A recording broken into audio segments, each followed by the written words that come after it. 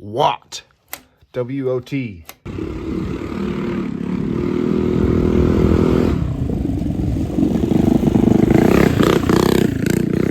Oh. It blew the belt again.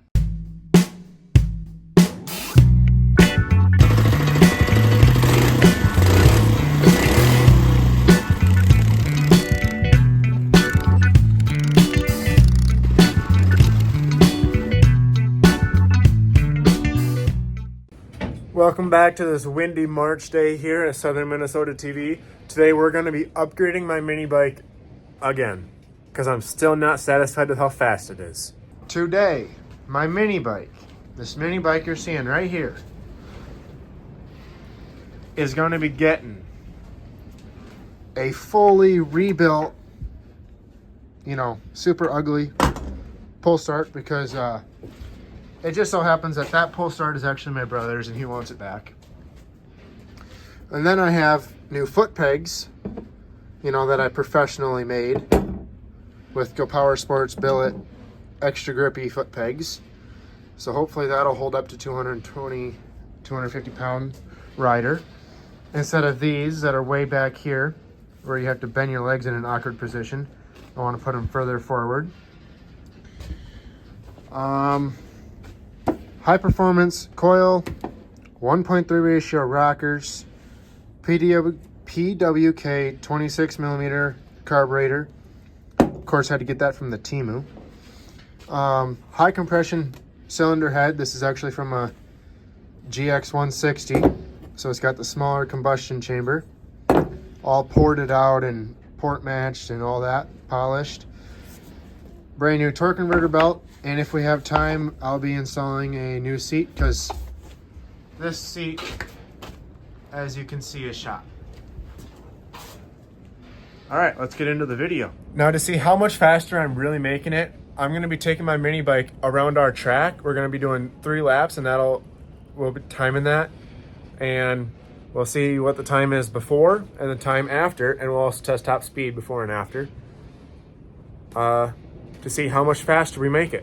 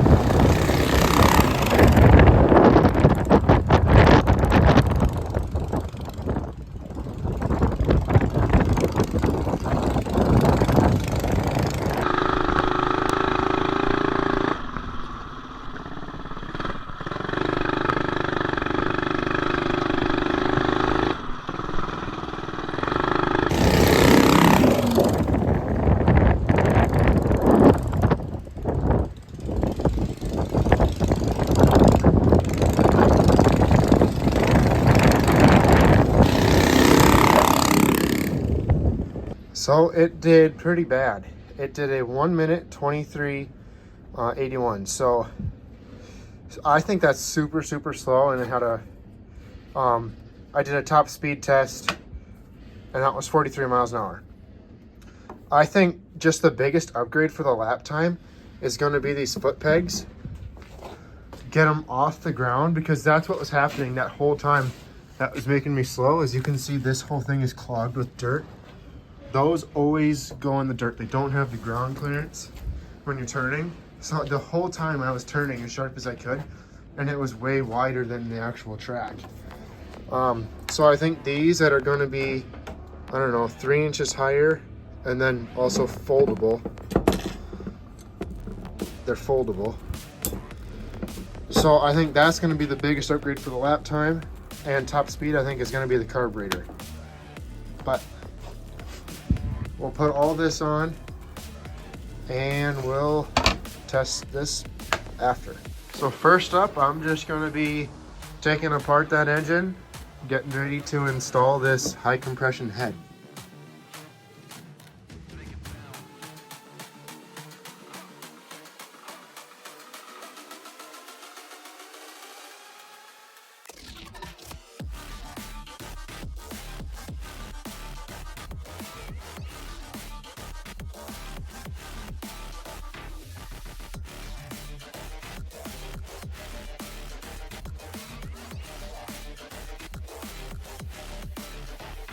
So this is the old head that came off there. I just put it on the belt sander for a second or two just to shine up the surface so you can see the difference in the combustion chamber size.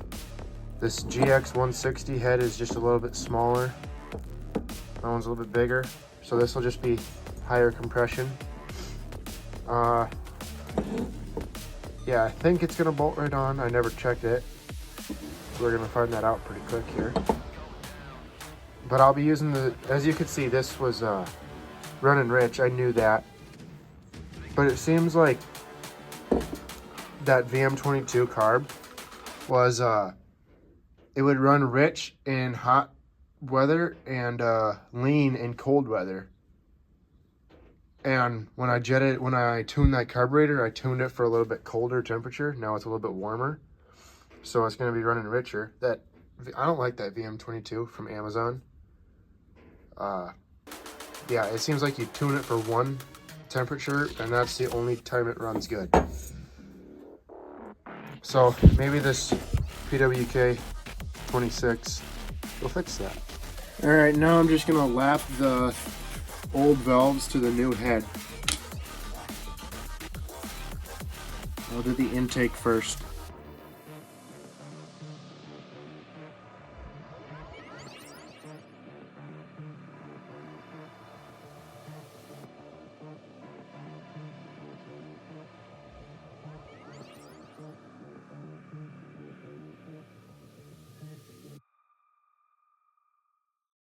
All right, I'm just gonna start assembling the head. This new, I don't know what it's called. I'm gonna call it the push rod plate, is what I'm gonna call it. New one of them came with 1.3 ratio rockers, so I'll be installing that.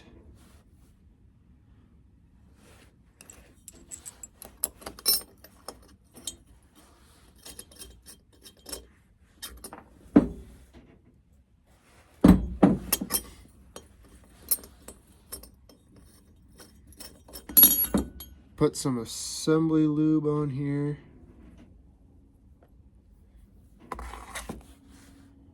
Wonderful. Now with things like this, I don't think you can put too much assembly lube on. Maybe like if you're installing a rod, you don't want to clog it up with this thick oil. But with valvetrain, I don't think you can overdo assembly lube. Now I'm just gonna be removing this whole fan shroud and everything.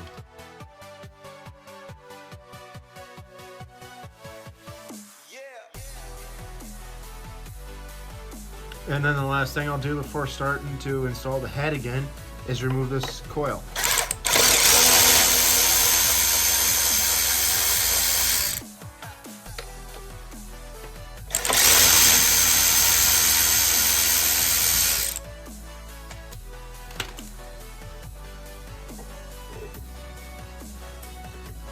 Alright, now time to install the head. Put the gasket on the right way this time.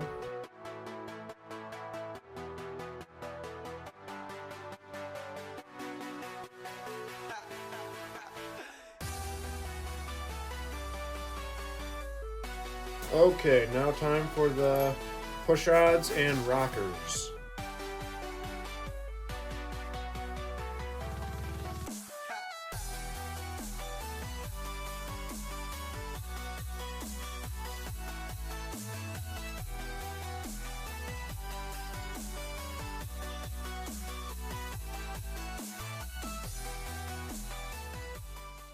So it took me a while, but I got the valve lash set. And I checked if there's coil bind, that's the valve spring, being all the way compressed because of too much lift. And I think we don't have coil bind, but we are really, really close if we have coil bind. You know how you set the valve lash to 0.003, 0.004, around there? Yeah, well, I was just able to get 0.004 into the coil, the spring, valve spring. It was a pretty tight fit, but I think we don't have coil bind. So we're gonna run it and see if we bend any push rods or wreck my Hot 265 camshaft or something. If we don't have coil bind, this should be a pretty powerful engine. Now that I'm just sitting here hoping I don't have coil bind, I just install the valve cover so that it's too late and I don't feel like going back in there to change out the rockers, because I really want to see what these 1.3 ratio rockers are capable of. I've never ran them before on any other engine.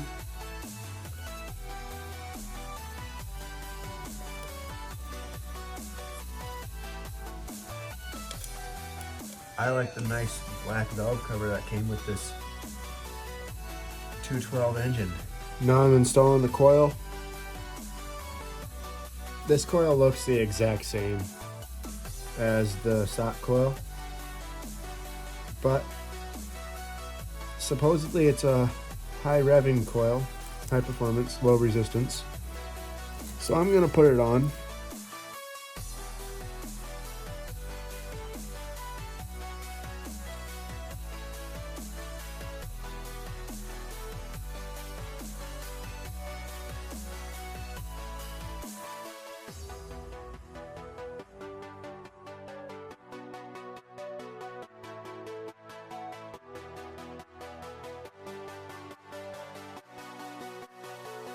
So as you guys can see, I painted it white, meshed frame, and as you can see, it's a little bit beat up here, and up there, but that's where there used to be like a switch holder, kill switch holder on there. I didn't like the looks of that, so I removed that. So it's not perfect, but I think it's gonna look a lot better.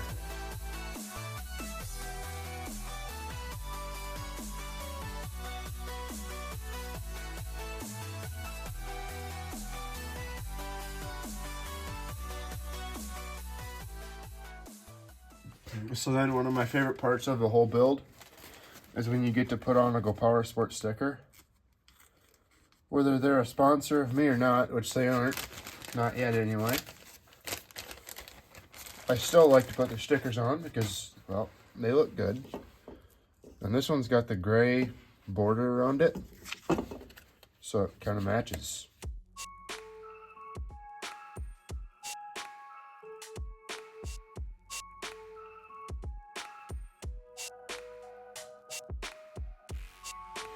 Okay, we'll see how long that sticker lasts on there, being as I put it on 20-degree metal. But it looks really good.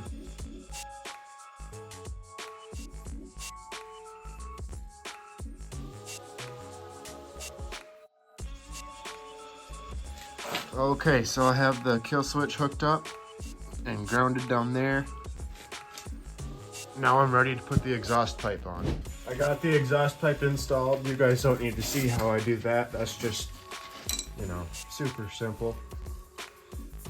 So now I have the carburetor boot.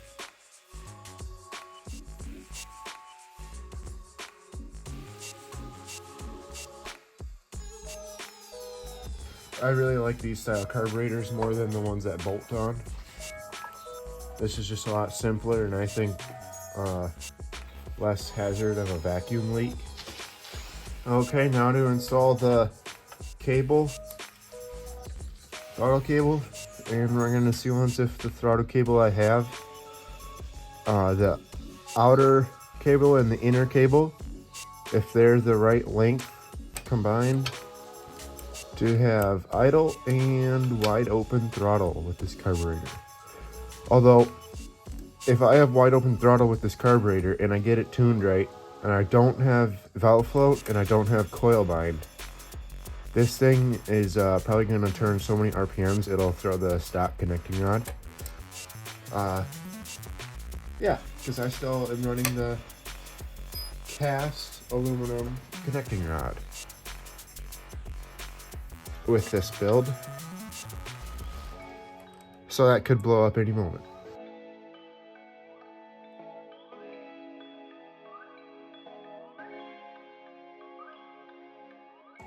as you guys can see, I removed this piece. It's screwed into the top of there. I removed that to have the right throttle cable length. So now this doesn't really sit in there straight.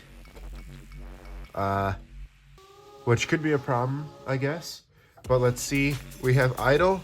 Let's see once. Okay, no, we don't have full throttle. Hey, there we go. Full throttle and idle. WOT. W-O-T. Wide open throttle. Perfect. So you can see right there a good reason why we don't need those foot pegs there. Because your leg would get right in the way of the air filter. Probably knock off the whole carburetor, who knows? And it's just really uncomfortable. So I'm gonna cut those foot pegs off. All right, the mini bike is all thrown together. I have not heard it run yet. I'll be starting it right now. Love those foot pegs though. Got them off the ground just for ground clearance, pretty good. Twist up like that.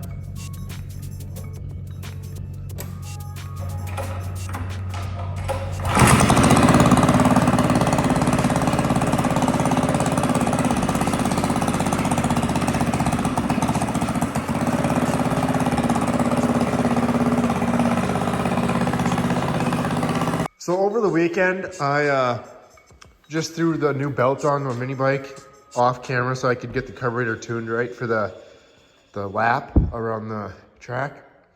But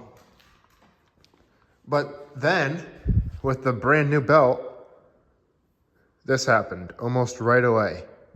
Not even 20 minutes on this belt. Well, 30 minutes. So yeah, that thing's toast. And I think I'm gonna be putting a juggernaut on here. This clutch can't handle the RPMs this engine turns. So I'm gonna give this clutch to the three-wheeler, and Isaac's taking the juggernaut off the three-wheeler, so we'll just be swapping clutches. This engine doesn't turn as many RPMs. Has a smaller camshaft, so hopefully that might fix the belt problem. Maybe. Okay, so we got the juggernaut installed, and it is a ripper. I think the carburetor is pretty dialed. It's time for a lap now, see how fast it is, and then see the top speed also.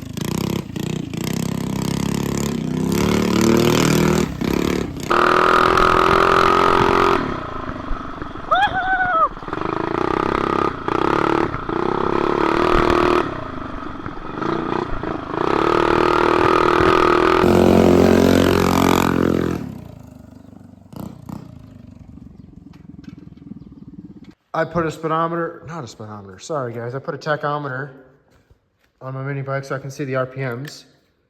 I'm just realizing now that that's in the way, so I can't really see it.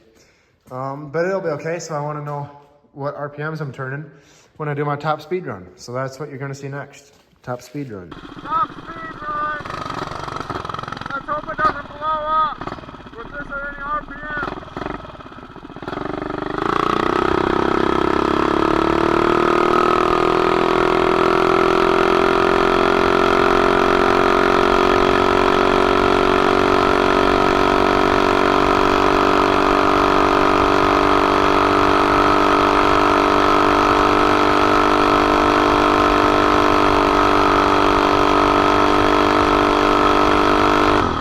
Oh,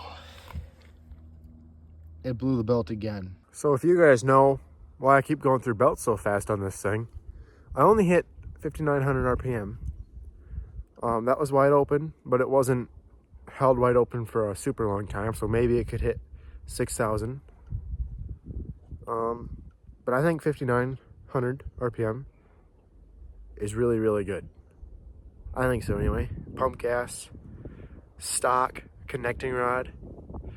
We're really probably pushing the limits for that stock connecting rod. I have to get a billet one coming for this so I don't blow it up like we keep blowing up these belts. Got the bike back home. Not too impressed with those belts at 5,900 RPM, which pretty good, but I don't think it's too fast.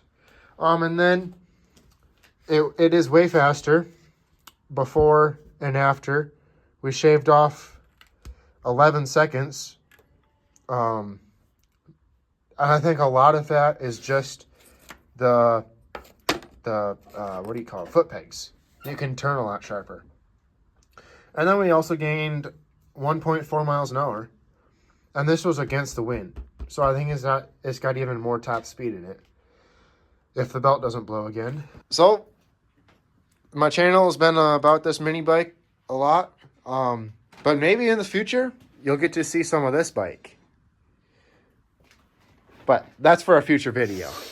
All right, tell me in the comments below if you have any information about what I can do to fix the problems I have with my mini bike.